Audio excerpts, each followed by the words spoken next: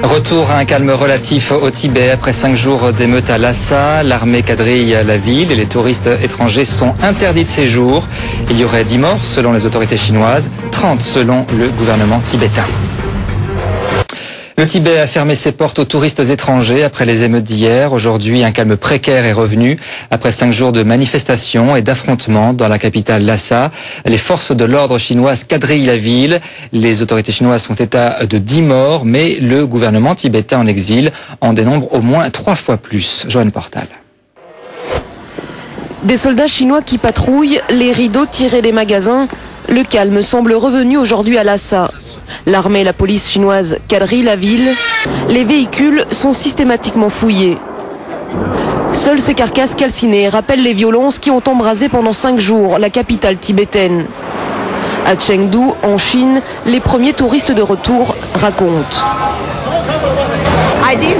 Je n'ai pas entendu de tir, mais il y a eu un grand incendie sur le marché. J'ai vu beaucoup de gens en sang et blessés à la tête.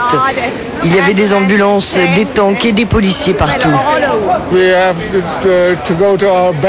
Nous avons dû retourner dans nos chambres d'hôtel. Et dans la nuit, il y a eu du bruit. Je crois que c'était une fusillade, je ne suis pas sûr.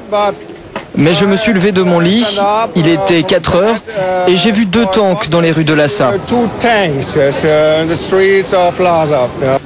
Pour la première fois ce week-end, la télévision chinoise a diffusé des vidéos des affrontements. Des images soigneusement sélectionnées qui ne montrent aucun coup de feu, uniquement des Tibétains qui incendient des bâtiments et des voitures. Quant au bilan des affrontements, c'est la guerre des chiffres. L'agence officielle Chine Nouvelle fait état de 10 morts. Le gouvernement tibétain en exil en confirme 30 et réclame une enquête de l'ONU sur les violations des droits de l'homme. Depuis le début de la semaine, des moines bouddhistes manifestaient dans les rues de la capitale tibétaine à l'occasion du 49e anniversaire du soulèvement de Lhasa.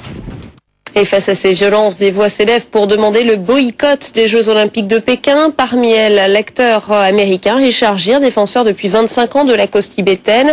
Alors, question, est-il possible qu'un tel boycott aboutisse? La réponse avec un spécialiste de la Chine, Pierre Picard. Je ne crois pas que les Jeux Olympiques vont être annulés pour autant. Ceci dit, c'est vrai que cela pose un problème de communication pour les organisateurs des Jeux Olympiques. Mais je crois qu'il ne faut pas séparer. Il faut séparer justement les Jeux Olympiques, il faut séparer cette grande fête du sport avec la politique, sinon on ne fera plus jamais demain des Jeux Olympiques aux États-Unis parce que il y a des prisons à Guantanamo et puis l'État chinois est relativement puissant et les choses à mon avis n'iront pas plus loin, c'est ce que je pense.